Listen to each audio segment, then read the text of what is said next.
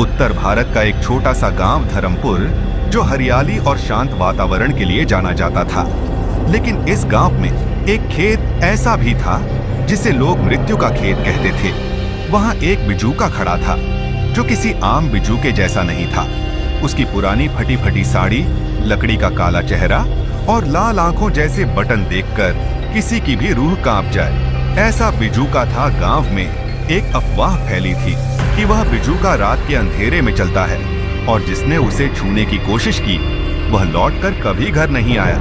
उसी गांव का एक लड़का रघु, जो बचपन से ही दिल का बड़ा बहादुर था, इन कहानियों पर हंसता था।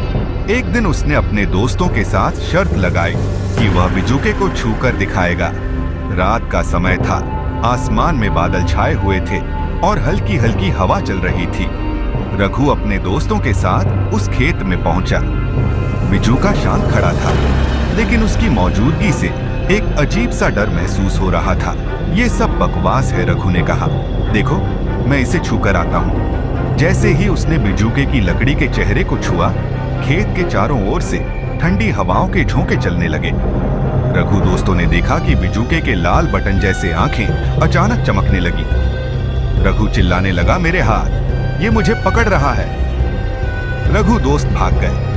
अगली सुबह रघु का शरीर खेत में पड़ा मिला। उसकी आंखें खुली थीं और उसकी हथेलियों पर गहरे निशान थे, मानो किसी ने उसे जकड़कर मारा हो। रघु की मौत के बाद गांव में हड़कंप मच गया। लोगों ने अपने बच्चों को खेत के पास जाने से मना कर दिया।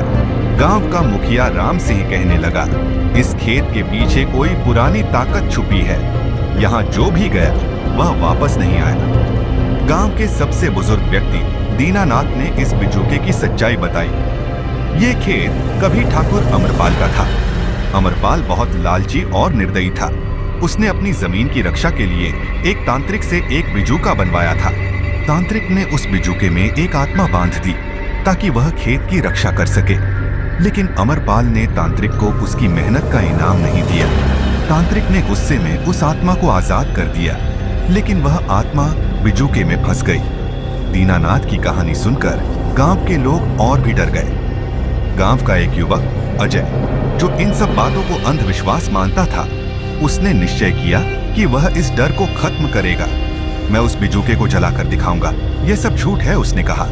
अजय ने एक मशाल तैयार की और रात के अंधेरे में अकेले खेत की ओर चल पड़ा।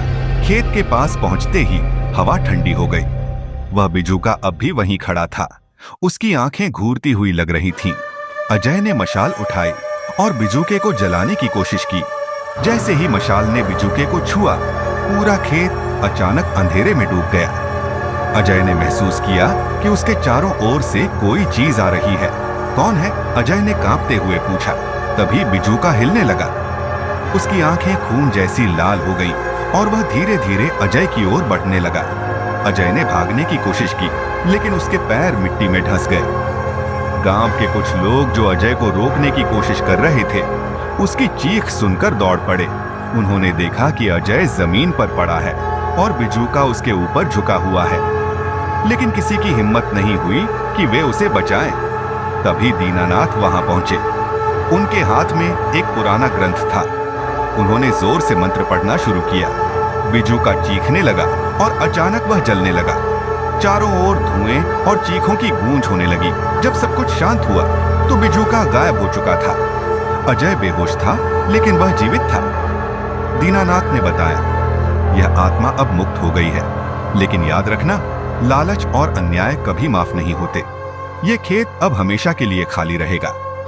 गांव वालों ने उस खेत को छोड़ दिया और वहां कभी वापस नहीं गए। यह कहानी हमें सिखाती है कि लालच, अन्याय और अंधविश्वास कितनी भयानक सच्चाई ला सकते हैं। साथ ही यह दिखाती है कि साहस और सत्य का सामना करना हमेशा आसान नहीं होता।